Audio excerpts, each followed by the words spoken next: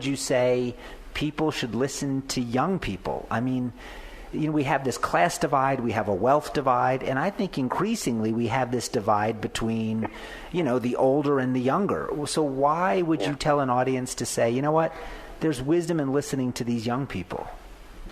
Yeah, well, we're just super fun, aren't we? There are a number of reasons, but I also think, and I like to start with a reminder that the majority of Americans live on the streets of political homelessness. They are not represented in the hyper-partisan discourse in the two parties that are pushing away people at record rates. Young people are at the center of that.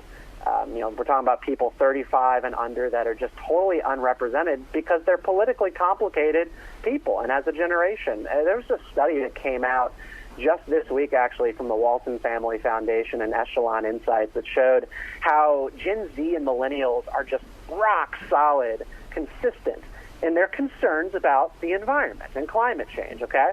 Now, 4 out of 10 hold fast to the belief that the standards of living in their future are going to be adversely impacted by the changing climate. Now, on the flip side, they are energized by the idea of the American dream.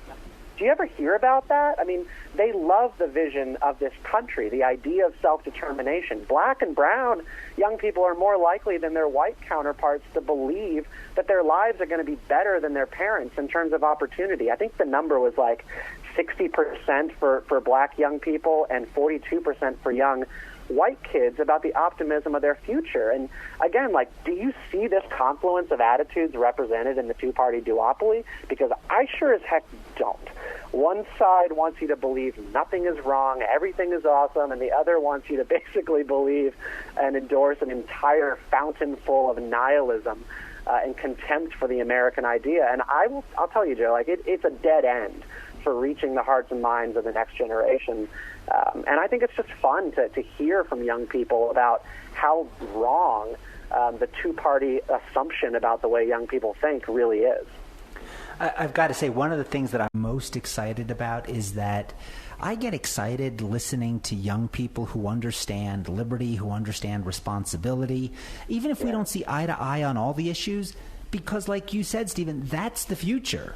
And if we're not cultivating young voices in that rising generation, so I get inspired when I hear young people who get it, who understand it, and who say, I have a stake in this. Is that what we should expect when we tune in to the program every Tuesday? Yeah, you certainly should. There's going to be a strong strand of liberty in this show every week. And I think at the end of the day, we're optimists here at Young Voices. And while, yes, you're going to hear on Moving Forward about the active threats to life, liberty, and pursuit of happiness that are out there, they're very real.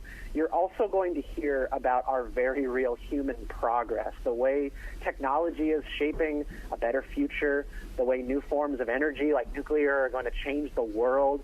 You're going to hear about how cities are moving and the innovations that are going to change the way that we work and where we work. We're not going to be looking back on this show and longing for days that are gone.